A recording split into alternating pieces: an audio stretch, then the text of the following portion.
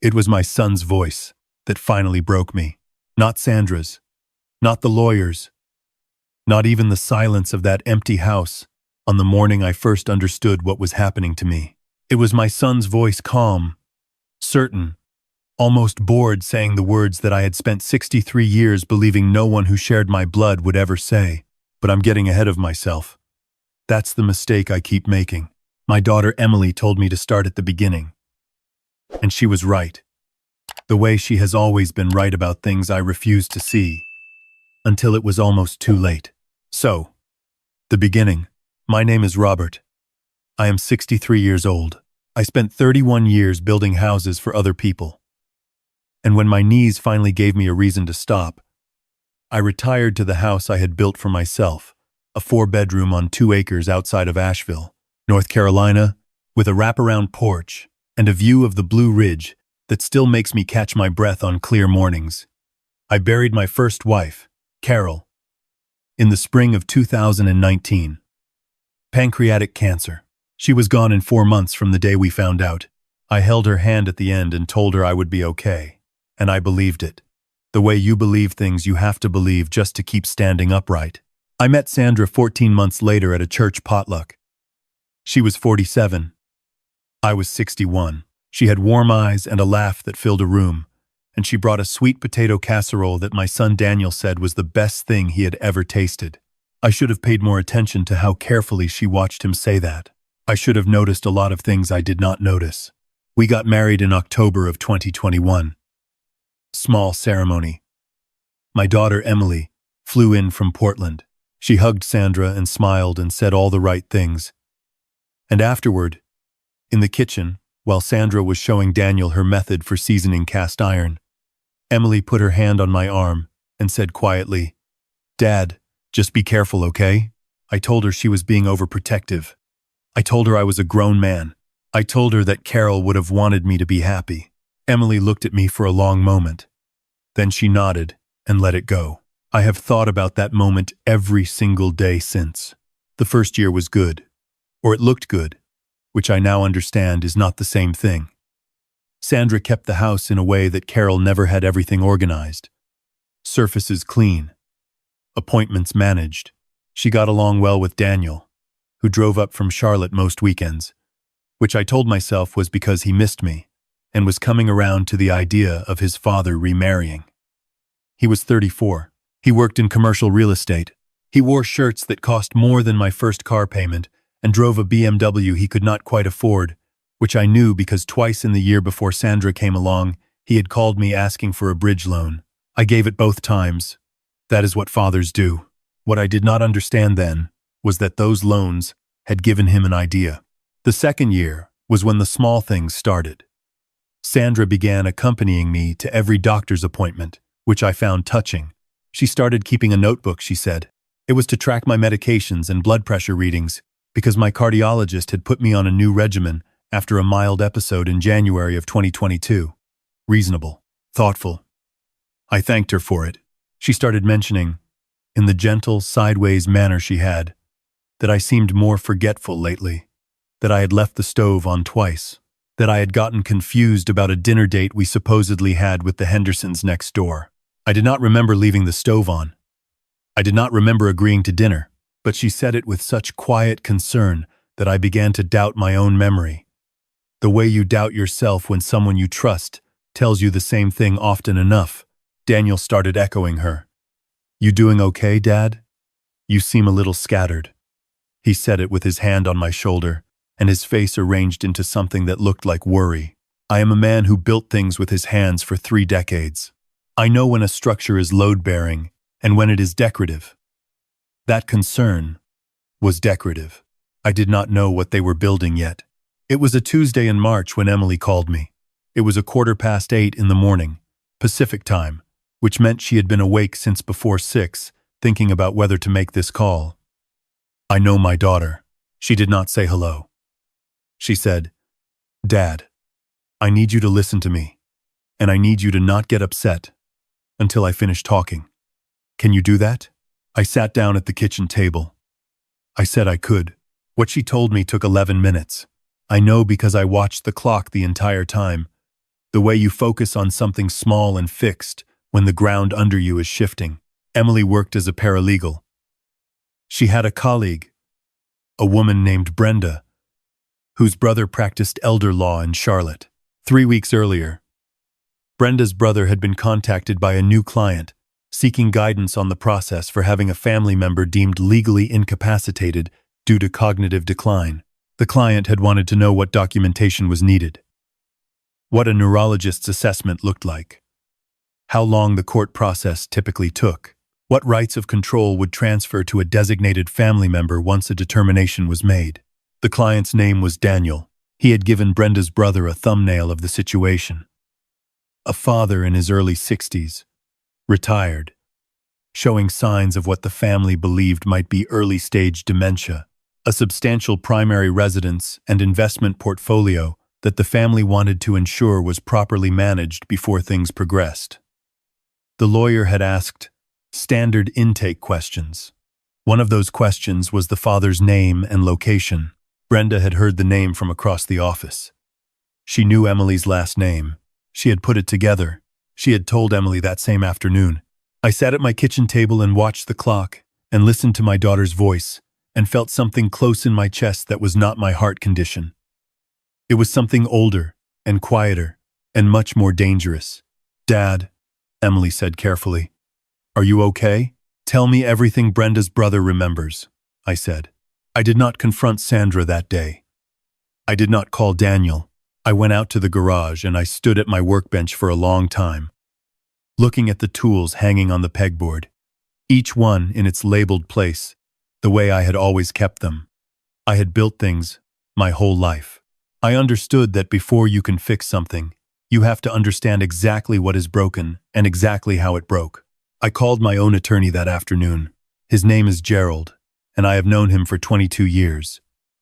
He handled the contracts for my construction business, drew up my will, managed Carol's estate. He is 68 years old, and he does not tolerate foolishness from anyone.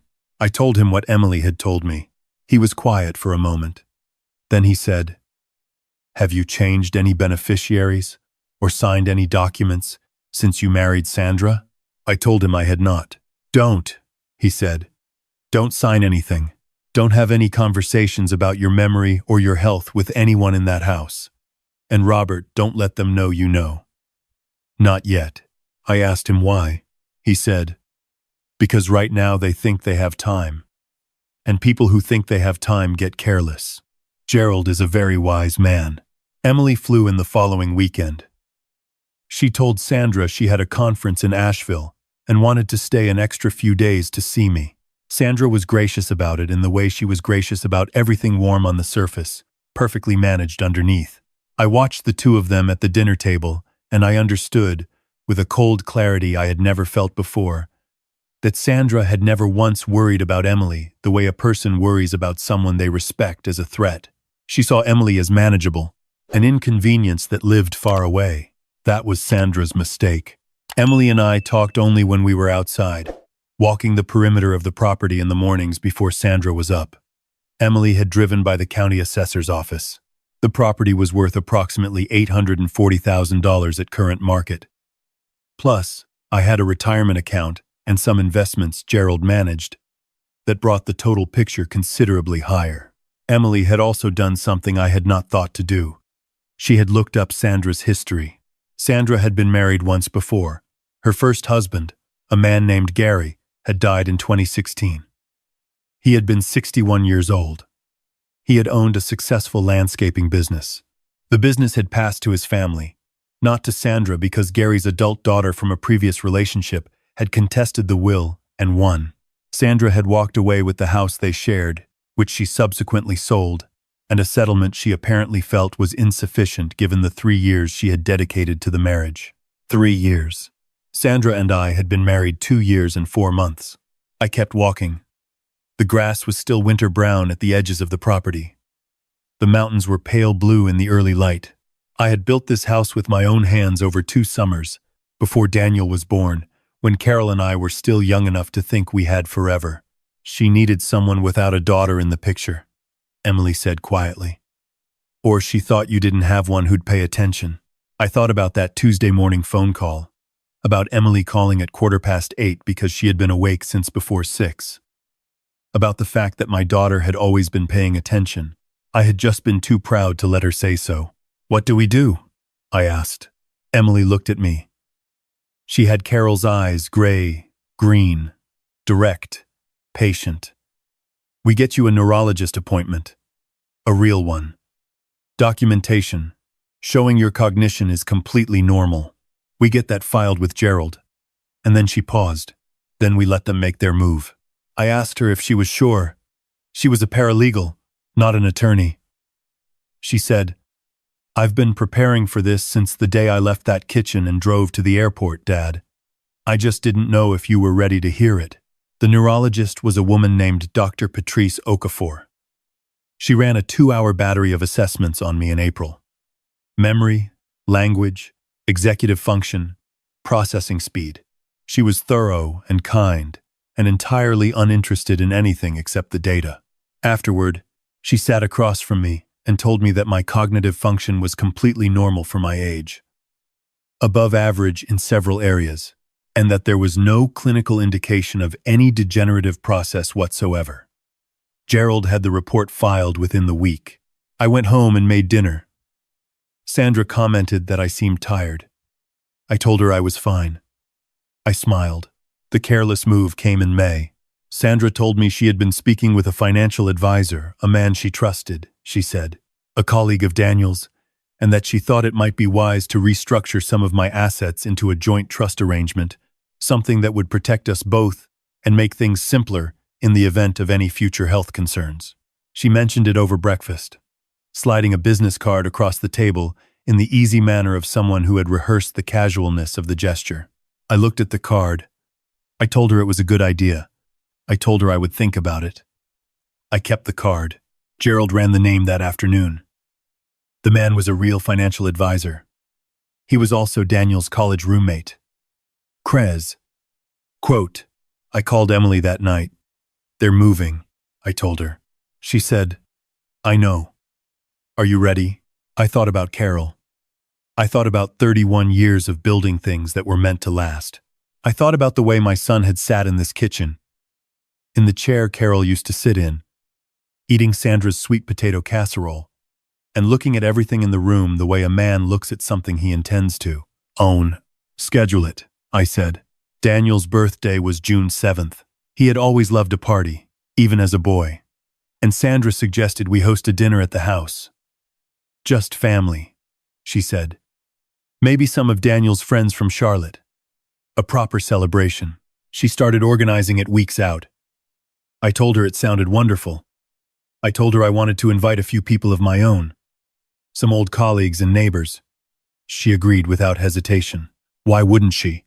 In her version of how June 7th ended, I would be a man surrounded by witnesses to his growing confusion, managed by a concerned wife and an attentive son. She didn't know I had also called Gerald. She didn't know Emily had driven down from Portland 4 days early and was staying at a hotel downtown. She didn't know that Gerald had brought a colleague who specialized in elder law fraud. And she did not know what I had done 2 weeks earlier, quietly. With Gerald's guidance, changed my will, confirmed Emily as sole executor and primary beneficiary, and placed the property in a revocable trust that Sandra had no access to and that Daniel could not touch without Emily's legal authorization. The paperwork had been signed, witnessed, and filed. All of it done while Sandra was at her Tuesday yoga class. June 7th was a warm evening. The mountains went gold at the edges. Sandra had decorated the porch beautifully. I will give her that string lights, flowers, a long table with Carol's good linens that I noted she had found in the cedar chest in the spare bedroom. 18 people came. Neighbors, Daniel's friends from Charlotte, Sandra's sister, my old foreman, Pete, who drove 2 hours and brought bourbon, and Gerald, who Sandra believed was simply an old family friend stopping in, which he was.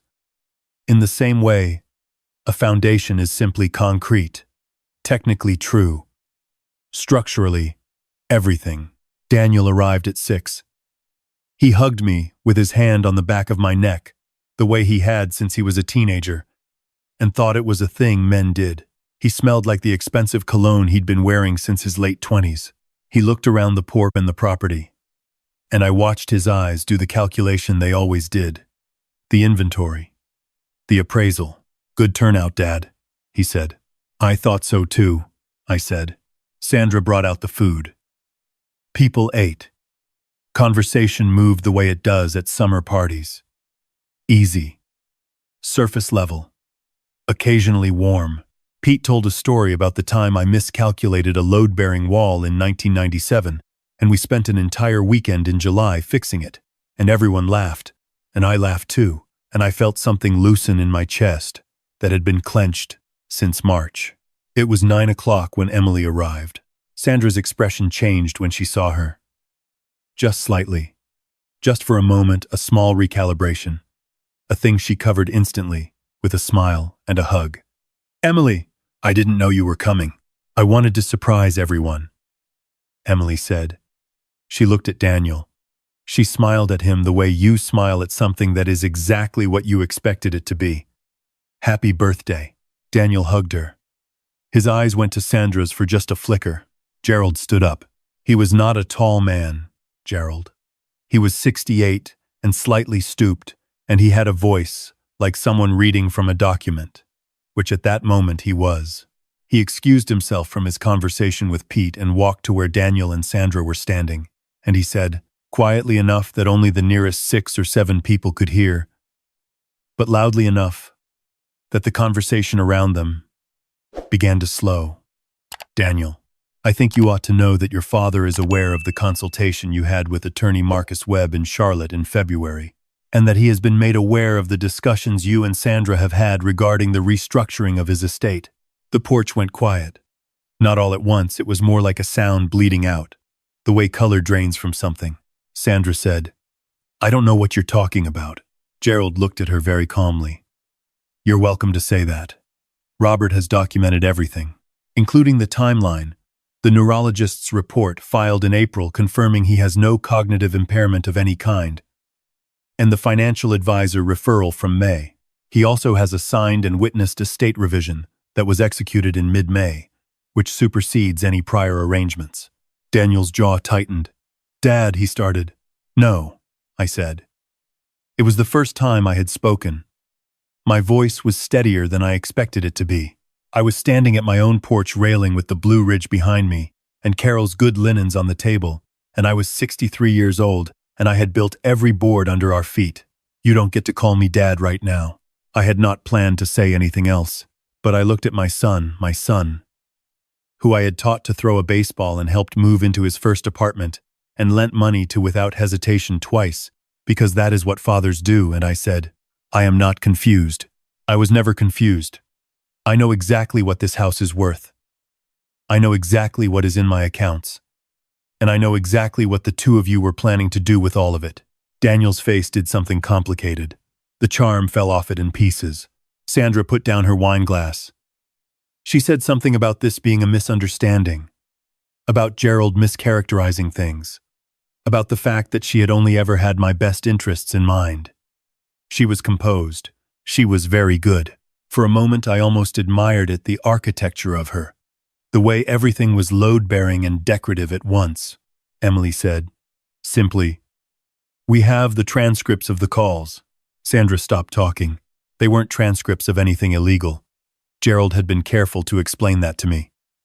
There was no wiretapping, nothing criminal in how the information had come to us. But the calls Emily referenced, calls between Sandra and Daniel that Sandra's own sister had mentioned to Brenda's brother, the attorney who'd started all of this, were real. And the content of them was specific enough that both Daniel and Sandra understood immediately that we knew what had been planned and how long it had been in motion. Daniel looked at me for a long moment. The birthday party was very quiet. Pete was looking at his boots. The neighbors were looking at the mountains. Sandra's sister was looking at Sandra with an expression that was not sympathy. My son said, I was worried about you. I wanted to make sure things were managed if what? I said. If I got confused? I never got confused, Daniel. Your wife fed me that story and you carried it. Those are two very different things, and I think somewhere underneath all of this you know that. He didn't answer. He looked at the table.